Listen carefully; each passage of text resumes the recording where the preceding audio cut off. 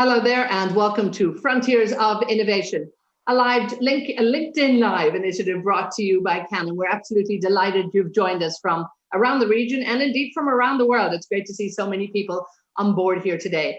I'm Eithne, Treanor. I'm going to be your presenter for this session.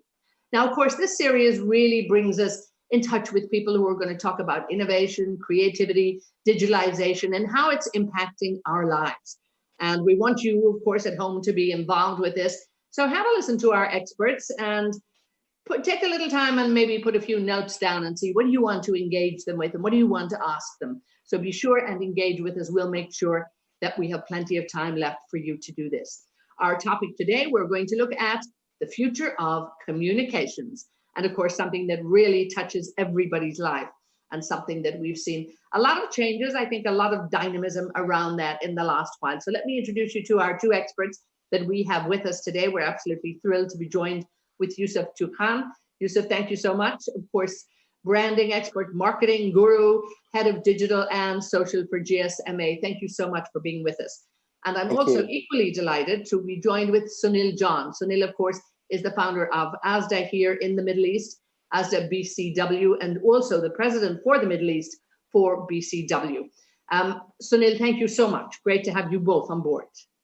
Thank you, Eithne. Now, Sunil, I'd like to just start with you, if I may. And when we, I guess, look back on the last few weeks, the last few months, the first half of the year, really, and we look at communication and then how it has actually shifted and changed, and very timely too. I was just reading something that you wrote this week, and I was about, thinking that things really have to radically change after this. But you would say perhaps it's time to almost throw out the old rule book and really step back and look at how communication has changed and what we need to do going forward. Talk to me a bit about that.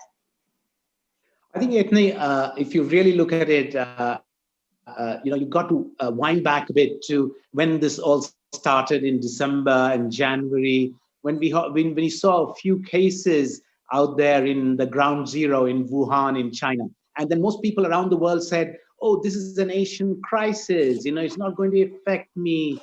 I'm so far away from China. I'm going to be immune to the impact of COVID. But as days and weeks and months pass, I think the widespread nature of the pandemic suddenly seriously became being considered, with the WHO announcing it as a pandemic. So it started, and that in a way is where the problem started. The problem started with the communications, actually, where, I think people didn't take the whole pandemic seriously, and several governments misread the communication. And that's where the heart of the problem was and continues to be. That, when we came to look at lockdowns and people, half the population of the world was in lockdown. Can you imagine 3 to 4 billion people locked up in their homes? Unbelievable. Things changed dramatically. Businesses, governments had no idea. And the uncertainty of the situation was something that was unprecedented. And that's where I think the whole role of communication came into sharp focus, and the need to be able to communicate on a daily basis, to tell people where they are, what precautions they must take, and so that people take this pandemic seriously. And that's where, as a communicator, I think this webinar is so timely, because I think the world needs not less communication, but more communication, more relevant communication, and much more honest and open communications. Because I think this is not just a question about lives, but as we move to a recovery phase, the question of livelihoods. And that's where communication plays an even more important role, so that confidence comes back to the market, customer sentiment is positive, and we are able to come back normally at the best way possible, until we are, of course, waiting for the vaccine to find the ultimate solution. So that's a bit of where it is and the role of communication in the pandemic so far. The next 6 months, it's going to play out, Eithne. But, the piece you referred to, which I wrote in Campaign Middle East, the essential focus of that is everything that worked, the playbook that worked for decades and worked really well, is no longer relevant. So I suggested that people must throw it out of their window and reinvent what needs to be done. And we'll talk a bit more about that because you have some fascinating points there. And I think, again, very relevant points. And it's as good a time as any to do it. I think we haven't moved in this area for perhaps maybe too long. We've been too comfortable doing what we've always done. And now we really have an opportunity to actually move forward.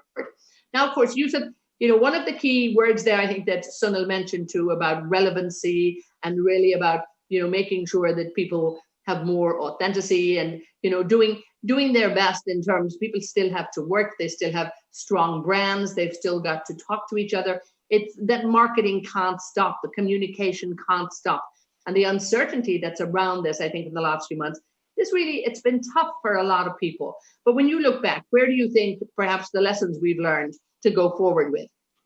I think there's been a few things. I think, like everybody said, I mean, what we've witnessed the last few months is unprecedented, and if you think back, I was actually watching a picture of my football team the other day, and it opened with all the players taking a knee in front of an empty stadium. And I said, if you told me this was going to happen 6 months ago, I wouldn't have believed you. So just even in that small microcosm, but just the scale of how this has impacted our lives, our work. I am one of the 3 billion still locked in his home at the moment.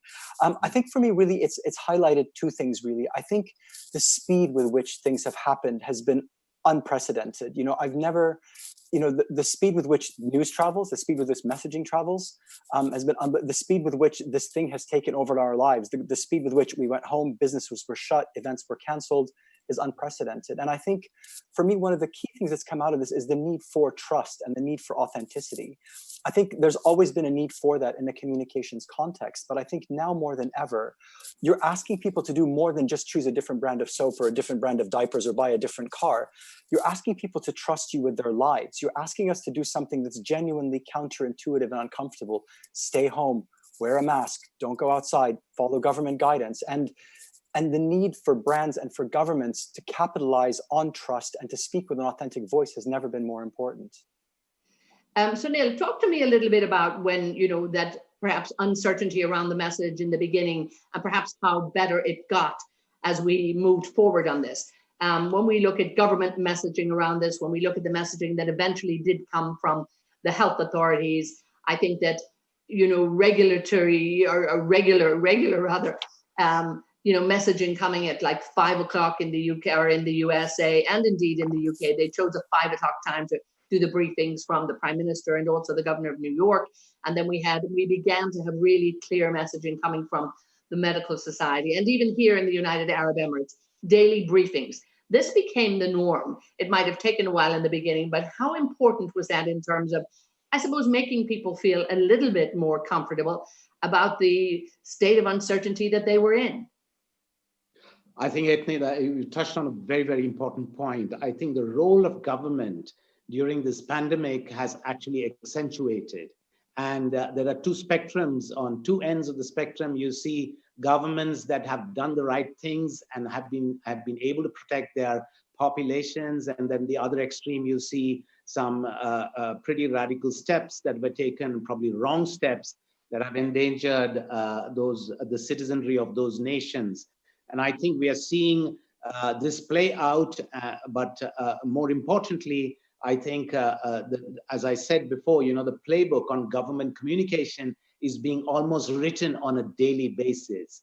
I think the need, as you mentioned, prime time on television usually would be 7 and 8 o'clock, but with half the population of the world stuck indoors, prime time changed across the United States and in Europe to 3 p.m. You see how radically that has changed. Everything came around that. And you saw, Governor Andrew Cuomo doing his briefings, or even the Prime Minister in the UK, or even the 5 o'clock briefings that happen here in the UAE on a daily basis. So you see, governments have actually changed, the good governments, and the playbook is actually still being written as we speak, because people needed to trust someone in terms of what do they do, what are the right steps to take. And there was so much irresponsible messaging as well happening, both directly from governments as well as misappropriated information on social media channels. So people were confused and you still see incidents of people in Latin America drinking disinfectants and large number of people dying. So I think the role of government has come into sharp focus, and I think this is the area where communication is really playing out in many good ways. And I think, just to give some examples, I think Jacinda Ardern in New Zealand has come out as a star, having communicated well and almost protecting her country so well. But on the other end, you have so many examples, including, what's happened recently in Brazil and the United States, and in fact, earlier in the UK, where they controlled it to some extent, where they didn't take the message of the WHO seriously.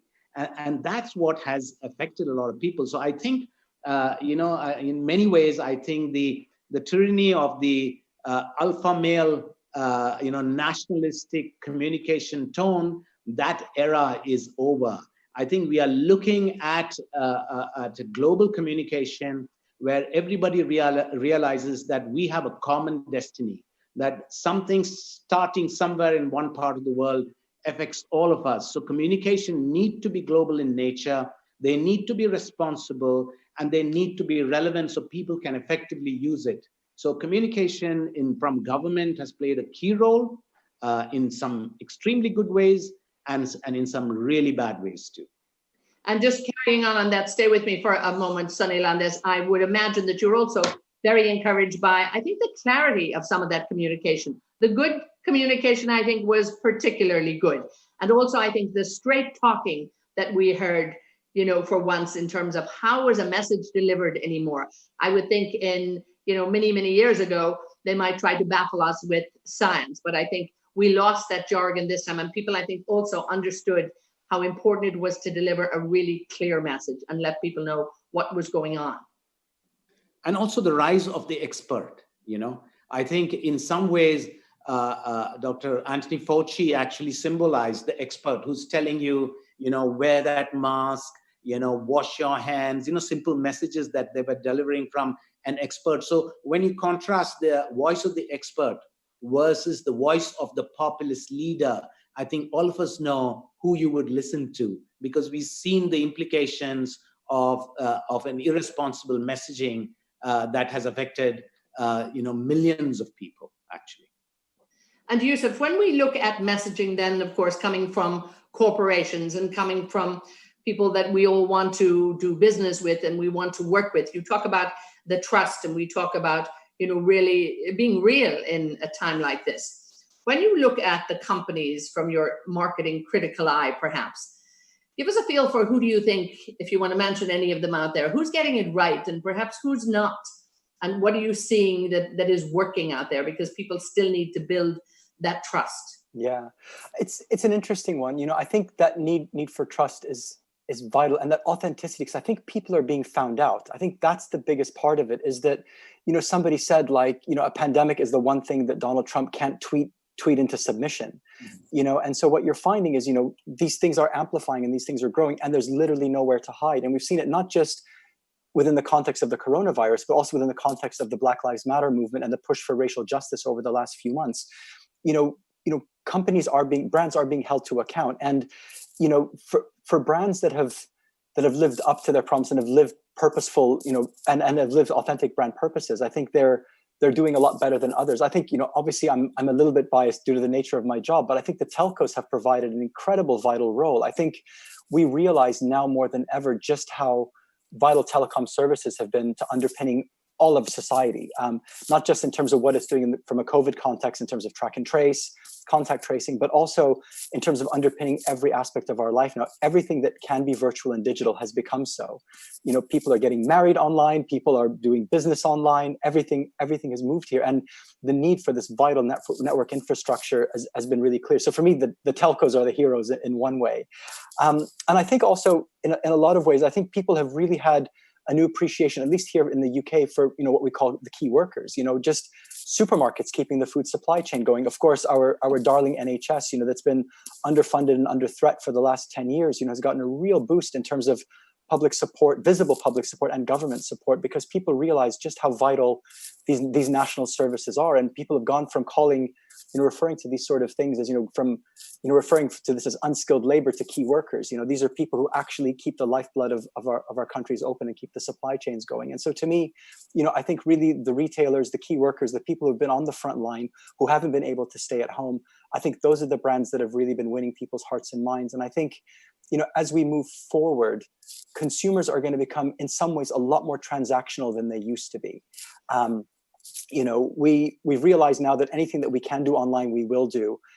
Convenience, logistics, the ease of ordering, the quality of customer service have never been more important. And I think the brands that are getting that right are the ones that are going to continue to win the hearts and minds of consumers.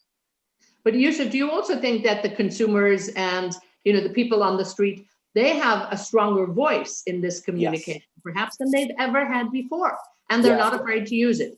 Yeah, I mean, we've seen this for a while, and even looking at the Middle East and the Arab Spring and the tidal wave that social media brought, and the way in which that completely shifted the balance in terms of governments, brands, the populace, consumers, and everybody. I think now more than ever, it's become even more powerful because of the speed with which these messages can travel, the ability for people to amplify, and importantly, people actually taking to the streets and driving real action and trying to drive real change. We've seen that in the context of the Black Lives Matter movement better than anything. So I think what you're going to see going forward is, an increased demand from people, that people are now realize that their words do have actions, that people are able to take actions. And, we've seen that. I mean, I think the Black Lives Matter piece was incredibly telling in that, everybody went out and put a black square on their Instagram. And it was like, well, that doesn't actually really do anything. Like, it's great you're expressing yourself, but in reality, what actually drove real, genuine change was people boycotting products, people going to the streets to protest, the NFL players standing up to the league and making it very clear that without the athletes, you don't have a show, and you're going to have to start to take our peaceful protests more seriously. So I think the speed and the ability with which consumers can react and demand genuine change from brands, from governments, has never been more visible or powerful.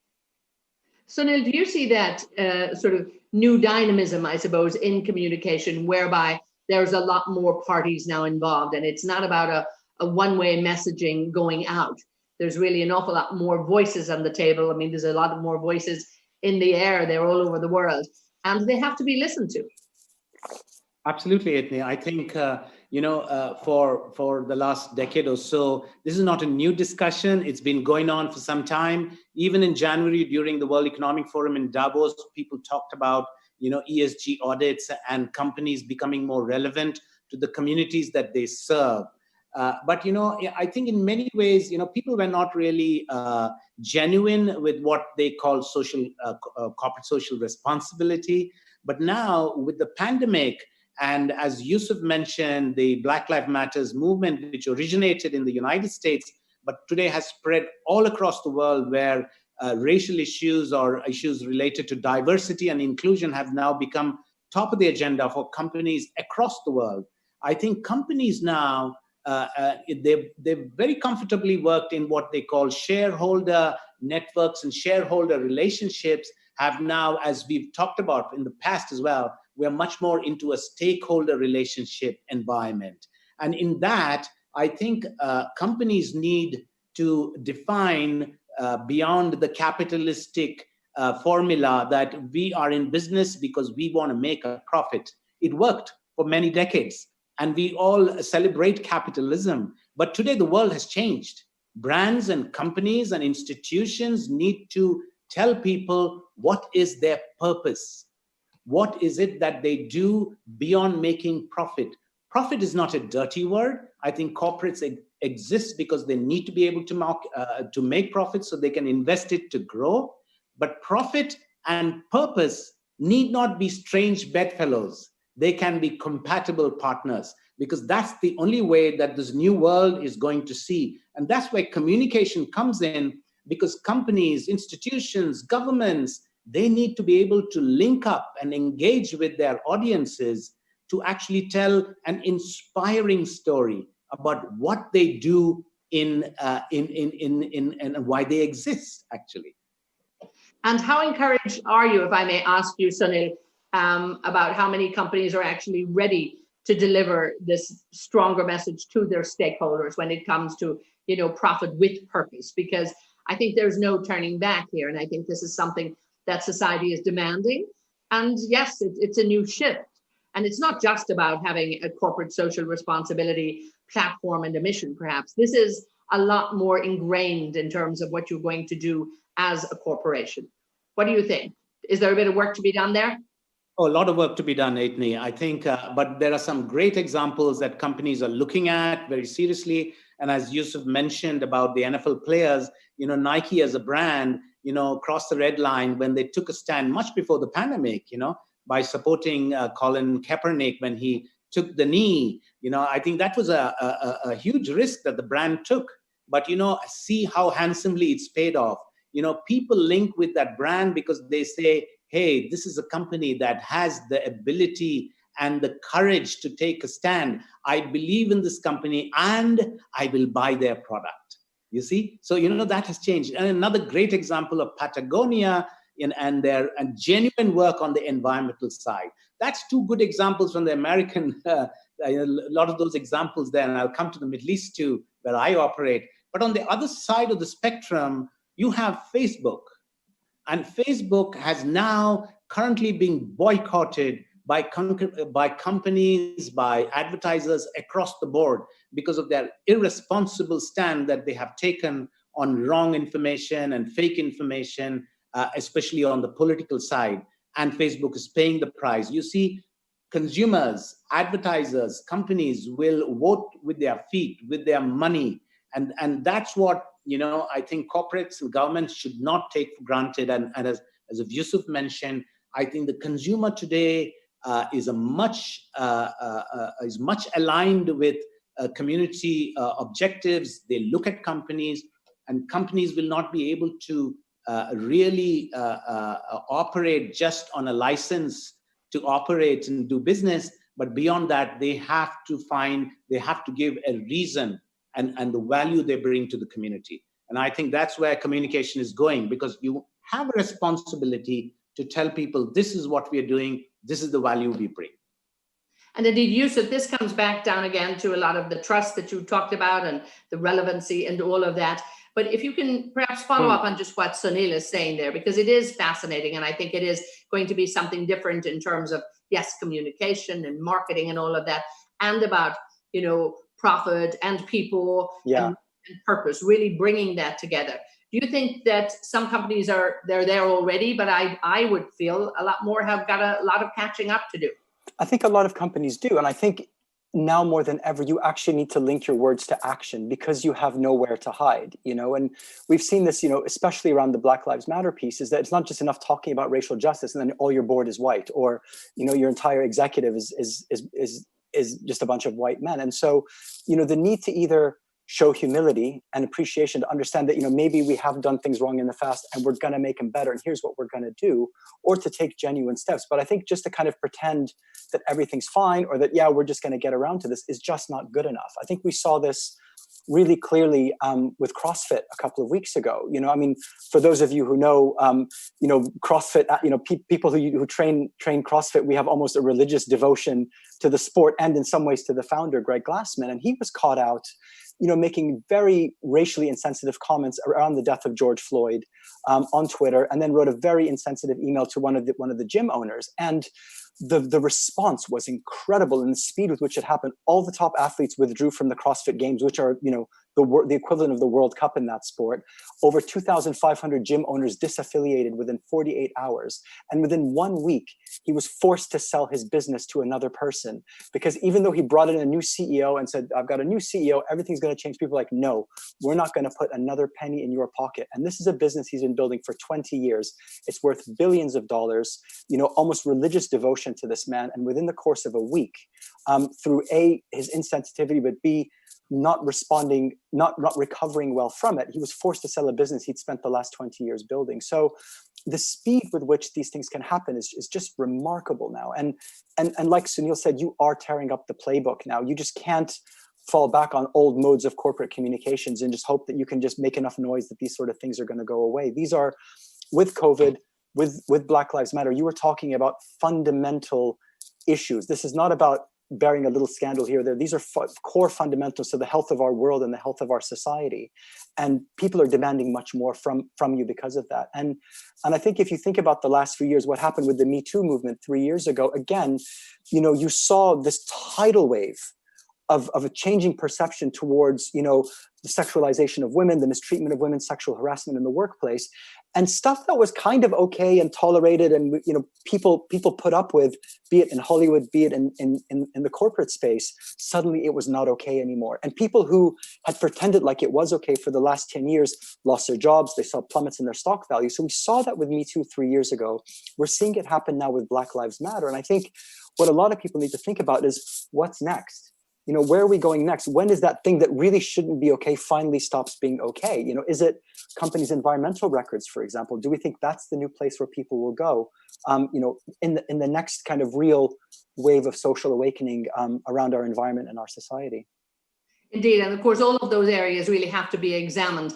And this is perfectly plays into, Sunil, much of the work that you would be doing in terms of crisis communications and preparation and all of that. But how do you make sure that a company is prepared and has put their work in terms of making sure they can gain and earn trust and actually hold on to that and really become, a much more modern company in terms of transparency and being able to deal with these issues and be able to perhaps guess one step ahead? I mean, I guess it's going to keep you rather busy for the next while. Oh, we've been busy over the last 3 months as well, because, I think the lockdown situation created a huge amount of problems for a lot of companies who had to, who had to kind of almost come to a standstill. They had employees to communicate to, they had customers to communicate to, and then they had their internal problems of staying afloat in business as well. So I think our need for services that my firm provides have actually been in high demand, especially in the government sector for sure, where policies are made much more methodically today, where they do research, they hear the voice of the citizenry before policy decisions are made, whether the decision to lock down or close malls and restaurants, or in fact to open them. So the voice of the citizenry is often heard by governments, even in markets where this was almost a unilateral decision. So I think things have changed. Crisis communication, issues management has itself changed how we advise our clients, because you can in a normal situation, one can look at a company or a government and map out the risks. But what can you map out when there is so much uncertainty? So the heart of our offering is the ability to be agile, to be flexible, and to be relevant, but at all times be compassionate and caring. And there are many, many cases across the world where companies and governments have been tone deaf, where they have said things that have actually boomeranged on them because they have just not been able to understand the EQ of the situation, and they have paid the price. So, and I think with the situation becoming so tactile, I think one wrong step and corporations will have a very big price to pay. And I think being careful, and a lot of companies manage business in the normal scenario, we are hurtling into a very uncertain, a very dynamic situation. There will be lots of opportunities for companies who are able to be alert and provide a good solution for these kinds of situations. But those who do not change will probably get a little bit of a sliver of an opportunity to change, but they'll probably be irrelevant and get out of business as well. So, so it's a very dynamic situation. But I must say that, I think more and more companies are being open to this. They're listening to good advice and they're implementing it. So the need for communication has never been more important than this particular time, because that's what keeps people going. I mean, just one last example, Eithne, employee engagement and corporate culture is such an important thing. But what do you do when your entire staff are working from their living rooms, bedrooms, or kitchens? How do you keep people engaged, empowered, and motivated to be able to deliver in such a situation. That's a big problem. And that's where employee engagement has now become a huge kind of work stream for us, where large corporations with 50,000 staff, or even medium-sized companies with 500, 600 people want to know, how do we engage our employee base that is working from home? And that's the new next normal that we're going to see, where the importance of office and of people meeting and culture building, we need to be able to change that. And that's an equally important part of our business, besides, of course, crisis and issues management. Indeed, yes. And Yousef, of course, following on from that, this is a pandemic that has affected everybody. I mean, we've had crises throughout the years, throughout the centuries. But when we look at something that everybody, no matter who you are, everybody has been impacted with this. Talk to me about this concept of where you've seen that shift in communication when it comes to working from home, when it comes to engaging with people, when it comes to delivering, bigger, wider messages out there. And as you say, the importance of the telecoms companies, without a doubt. I mean, they've kept us all, as I said, once the airwaves are connecting, we're all fine. And people have, I think, really, really appreciated. I mean, it mightn't be wonderful and flawless all the time. There's a few technical hitches here and there. But for the most part, the world is 24 hours connected. But this is a tough challenge too for, people learning a whole new way to work. Yes, indeed. And it's been really interesting watching how this has changed, not just in the context of my own job and my own company, but looking at the wider thing. And I think the question really needs to be asked right now, what's being lost in this new virtual age of communication? Because I think we've all been like, we're all on Zoom and it's fine. But I think really there's a lot of things that are being lost along the way. I think these have become incredibly powerful tools for one-to-one communication, or even one-to-many communication in a lot of ways. But I think humans by their nature are social animals. We like to socialize. We like to talk to each other. We're tactile creatures. And, a friend of mine said to me, people communicate best when they communicate with their five senses. And what we're doing now is communicating with one, maybe two. And so, what I think is being lost in a lot of ways is the nuance. It is that subtlety, and I think if you look at where conversations are taking place, and you look at, what my wife calls the Colosseum of Twitter, it's this incredibly brutal place right now where there's just no room for nuance. There's no room for healthy debate. And everybody is either my hero or a villain, and I praise you or I cancel you. And we've lost that opportunity for subtlety and that nuance, even the ability to go to dinner parties and talk to our friends and try out our concepts on each other.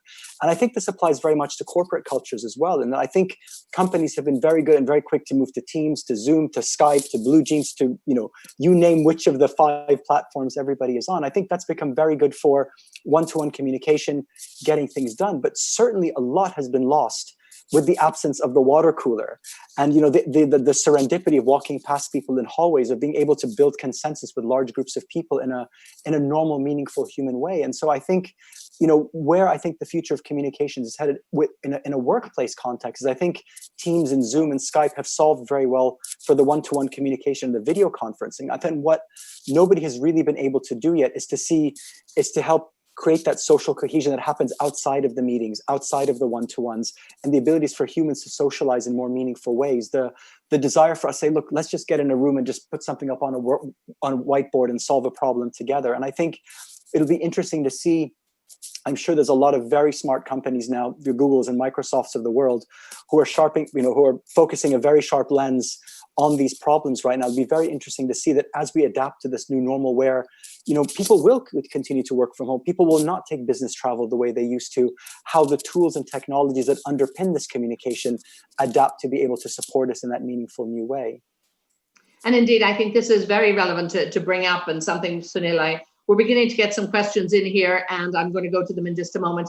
But something that you just said there, Yousef, Sunil, if you will pick up on this one, that, we are getting a bit of this, I suppose, divide, and there's not enough room really for that conversation sometimes when we look at how we can engage in social media. It's either you're with us or you're against us. And this seems to be happening a lot. And unfortunately, I think we're losing that great ability to almost show up in person and be able to not quite defend ourselves, but be able to put up a good argument and a good discussion up there, and to have that conversation rather than you have to declare your colors before you come in, and then you have to decide which way you go, and maybe then you'll be allowed to talk. Is there a danger that we're heading that direction? Talk to me, Sunil. I think we were getting into this conversation bubble anyway before the COVID pandemic, where the algorithms of most of the social media were getting people with similar views together, and we were not being able to listen to the diversity of views that makes a healthy conversation a healthy conversation. So I think if I understand the drift of your question, I think people are getting a little more sensitive about extreme stands. I think people are, as I said before, even in government communications, that kind of nationalistic speak of an isolationist, where countries were were pulling up the drawbridges and becoming less of a global economy or a global community. That has actually, been smashed because of the pandemic, because everybody knows today that we live in a global community and we are integrated and we have a common destiny. But I think this will challenge the platforms that actually kind of drive one side of the conversation, and will encourage much more openness and transparency in communication. I think besides the pandemic, I think Black Lives Matters more than anything else has been a platform where diversity and inclusion is a necessary thing. So I think that will be the catalyst where different opinions are voiced, and the ability for people to be more tolerant of different views. So so this nihilistic, isolationist kind of communication is challenged in a big way. And as you know, in the last 2 years, that had been growing. I think the pandemic, the positive side is there are some positive sides of the pandemic too. I think we've had the diversity which has come, which I think is a very good thing. Yes, indeed. And it's something, I suppose, that whole movement has opened up, whereby corporations are now looking very, very carefully at the makeup of their board. They're looking at who's on different teams. Individuals are looking at it. So again, I think, yes, we are going to get something very positive out of that, where people have had the time to think and they've contributed to that. Some of the questions coming in, let me stay with you for a moment, Sunil, here, because this comes from Khaled, and it is particularly to you here. And in fact, I know it's Yousef will be able to come in on this too. Talking about Facebook, and we just look at what has happened in terms of advertisers and people like that pulling away, and that lack of trust there. Khaled is asking, he's here in the UAE, do you think people, will actually no longer trust the information that's communicated through this social media platforms, or indeed through others? Or, are we just at a tough time now, and people will learn and the other platforms will take heed? What do you think, Sunil? I think people will not take information on face value anymore. I think they will look at diversity of information rather than just take it hook, line, and sinker. I think the communication dynamic and kind of the authenticity is now being checked. I think many of the platforms now are investing quite heavily in ensuring that the facts are correct. We've seen Twitter taking the step of actually changing or marking something even that President Trump actually tweeted. So you've seen some of these steps that these platforms are taking. So while the platforms take those steps, and where the people as well are now starting to question what they receive on these platforms. And I think there's a good mix there to go in the right direction. But the value of good quality one-on-one communication, communication coming from government that are trusted, will always have its value. But I think the heart of communication, while I always say, Eithne, that the playbook needs to be thrown out, but the fundamentals of communication still remain the same. It's engaging audiences with inspiring messages, which in our PR context is about behavioral change and moving people in the right direction. That remains the same. The playbooks, the methodologies change. Our media platforms have changed. We need much more integrated kind of platform or channel strategies to be able to reach out to a diverse audience, to an always on audience, the reaction time is much more lesser for companies if some issue springs up. You need to be able to react very quickly. So I think, we are going towards a much more authentic, open, transparent communication environment, which is absolutely great for the world, because, I think, we will eventually go, and the platforms will be judged by the quality and the trustworthiness of the information they provide. Indeed, and there's a lot of learning to be done. But once again, to just remind the audience there, because I absolutely love the way you have succinctly put this, really, that what it is and the fundamentals of communication, engaging audiences with inspiring messages aimed at behavioral change and moving people. And I think we do that in terms of communication from the minute we're born. But it's about consciously doing that and making sure that we're ticking the right boxes to move in the right direction. Yousef, let me bring you in here and continue this conversation just a little bit on Facebook, but I have a few other questions for you as well. Yes. In terms of, just what Sunil is saying there, like all of these platforms that are there, many of them have been around a while, they're going through some learning pains. Some of them are newer in that. But I would imagine they still have some life there. Everything's not going to come to a halt. And probably a lot of lessons to be learned.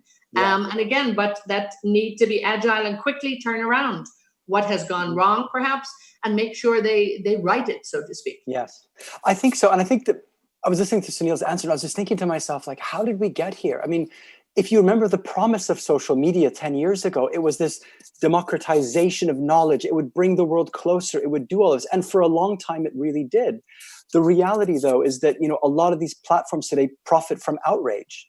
This is what drives engagement. This is what drives interest. And the algorithms have been designed to upweight the outrage and upweight the anger and the violence and all of this. And unfortunately, we've created platforms and created social networks now that really tap into this incredibly deep and vulnerable part of our minds, the really almost reptile brain aspect of fear and fear of the other. And, I think advertisers and consumers are right today to demand more accountability to these platforms, to say that you do have a responsibility to police the content on your channels. You do have a responsibility to let people know when stuff that is being said is divisive, is dangerous, or is just plain inaccurate. Somebody very importantly said, freedom of speech doesn't equal to freedom of reach.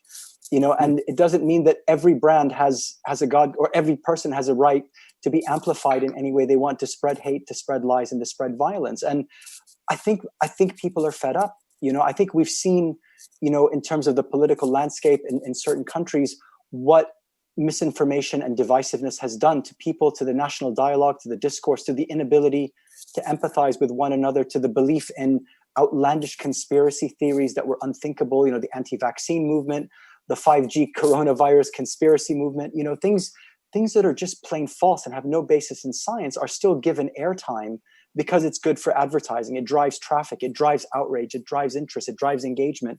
And these are precisely the behaviors where we have to put responsibility back on these platform owners. And if it's the brands that are the ones that are going to force them to do it in a way, then so be it. And following on to that, Yousef, I have a question here perfectly fitting in for you from my Yousef here. Talking about in such a crowded world today, just as what you were talking about, what is the one bit of advice that you would give to brands to really cut through and be able to convert their message and to really clearly get it out there? To me, it's the value of storytelling. I think for me, stories have historically always been the way in which people can connect art and science. They can connect a concept with reality. And I think now more than ever, people are looking for authentic stories. So people don't just want to hear about how much your brand cares about something or believes in something. They actually want to see that in action. They want to see it in reality. And I think the ability to tell authentic and genuine stories about your brand purpose or about the impact that your brand is having on the world is probably the most powerful thing you can do today, because that still touches a human part of us that is so much more powerful than algorithms, than statistics. And I think the power of stories backed up by an altruistic and authentic sense of purpose for a brand is the most powerful thing you can have today. Sunil, actually following on from that, I have a nice question here from John Clements asking, how can professional communicators establish their value as the conscience of companies or organizations, particularly in the face of the threats that we've been talking about? Oh, I think, good professional communicators are honest brokers in the real sense of the word.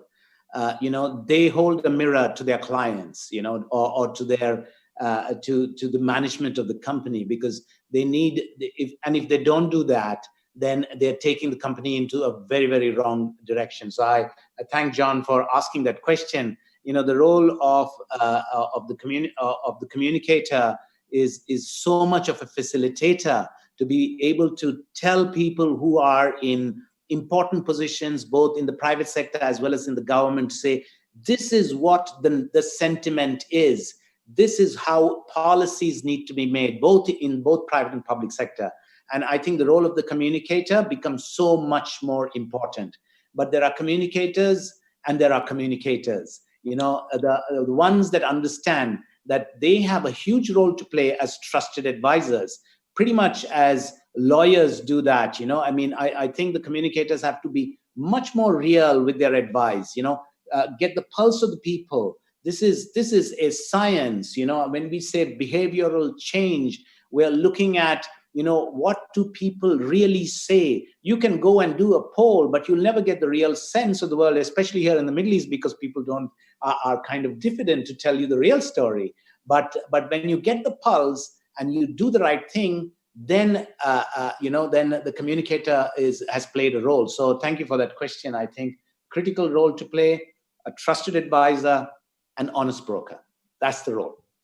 And indeed, thank you all to all of our viewers out there. We're getting some nice messages, some nice comments in from you. Thank you so much.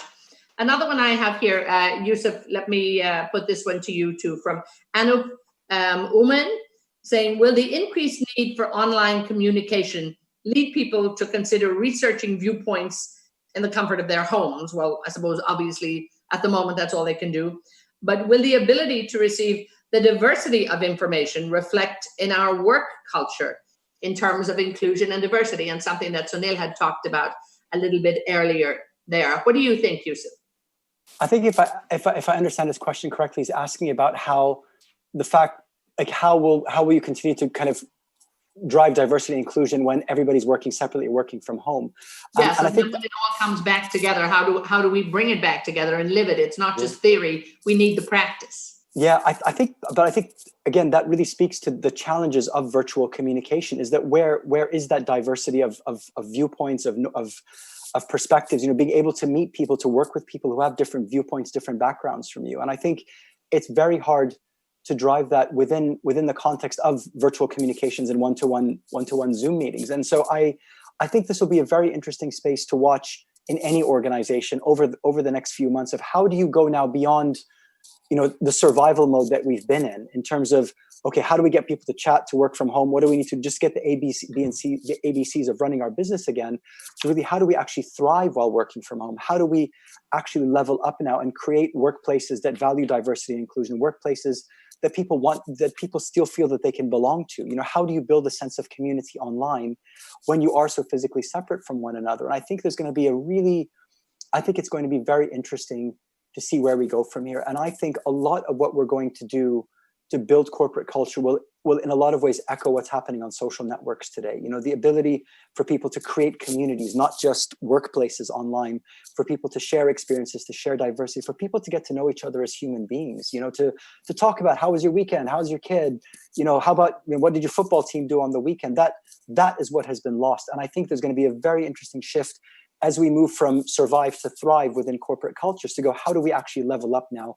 How do we use these social channels to build community and a shared sense of purpose and a shared sense of humanity among employees who may not engage each other face-to-face in the way we've been used to our whole lives? Sunil, talk to me about some of the challenges, perhaps, about working from home. Now, you're a pretty hands-on guy.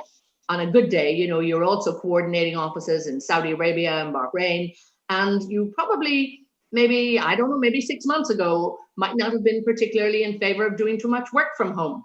Talk to us a little bit about perhaps your own transformation there, because I've heard there's been one, and you've managed to keep those communications really alive. Yeah, my colleagues do know me as a diehard 9-to-5 guy. Coming to office and doing that 5-day week is important. And for 20 years that I have founded and run this firm that I have across the Middle East, that's the principle I followed. But I tell you, the last 3 months has been an absolute eye opener for me, because the moment employees work from home, that we empower them, they understand the exigencies of the situation where businesses are actually have pressures on and the fact that these employees actually work in a fabulously coordinated way, because you empower them, you motivate them, and you trust them. And my God, what you get out is an unbelievable kind of loyalty and commitment to getting the job done and being committed to what is done. So I think I've changed my view about this office fixation, as I call it. And I think where I'm seeing moving forward is a much more hybrid system of working, where you have a mix of both office and home working. And I think that has an impact on culture. But I think it's a good, flexible way of actually moving forward. I think employee engagement, as I referred to earlier, is a very, very important thing. But I also want to touch on one point that Yousef so beautifully put. We live in an age of anxiety. I mean, when you look at it, when we talk about people working from home and working from smaller places, bachelors who live in one-bedroom pads, they find it very difficult to work from home. Sometimes internet connections don't work. Geographies where you don't have enough internet broadband actually doesn't connect enough people. So people sometimes get very anxious, and mental health becomes a huge issue that companies need to address. Because anxiety and fear is an important aspect. But generally, I think communication is all about addressing issues. And I think if one were to pick a thermometer and look at what is the anxiety index across all of the geographies, you'll see a massive peak across the world. Communication is about, when we recover, how do we address that anxiety? How do we bring confidence back into the market? How do we get into a bit of normality as we work towards a world where we wait for the vaccine to come and get to a normal kind of work environment? I think communication is about addressing anxiety, about building confidence, about being agile and being people-friendly and open and transparent. That's the new era of communication that we are hurtling into.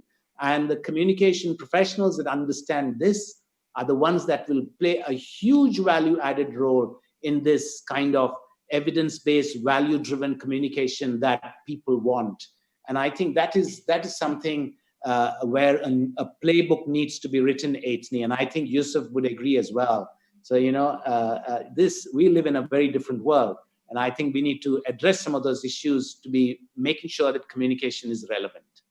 And indeed, I think, making sure that anxiety is dissolved in many ways too. And I think it's also, I suppose, about bringing back a sense of, control, that everything is been managed, that it's been handled, and that people can actually trust, and they can trust their government, they can trust their companies. And of course, all of that very much important in terms of the tone, how you deliver it.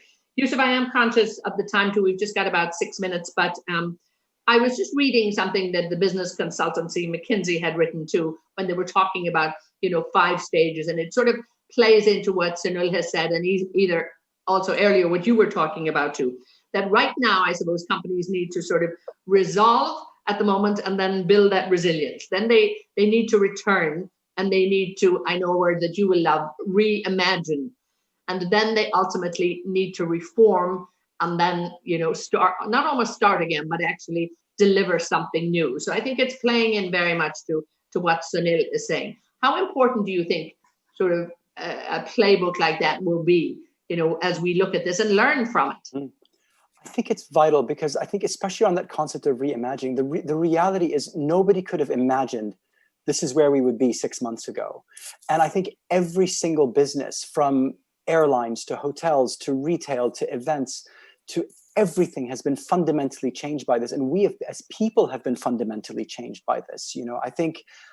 I don't think anybody could have anticipated something like this, and the scale with which it's transformed people's behaviors more importantly than anything else. Behaviors among people are notoriously difficult things to change, which is why, for example, brands love talking to new parents, because their whole life has changed and their behaviors have to change, as I'm learning at the moment.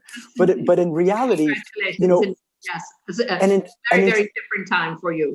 An entire world has had to have their behavior change, and stuff that we assumed we couldn't live without. Oh, we can actually live without it. And stuff that we thought would stop the world turning hasn't stopped the world turning. And so, you know, so when you start to think about when people start to return to work, you think, well, do people really need to commute 3 hours a day to go to an office? And, you know, and I really think the importance of reimagining your business and reimagining what you do as an organization and the value that you deliver to the world is fundamental. And I don't think any business in the world today is immune from this. And you think about anybody, travel, hospitality, retail, events, food and drink, whatever you can imagine, the world will fundamentally change because consumer behavior and human behavior has fundamentally changed on such a deep level that you are not going to dance your way out of this. And so any business today that is not, you know, really being not willing to literally tear their business model apart and rebuild it to face a new reality and to be adaptable to a new reality is still setting themselves up for trouble. I believe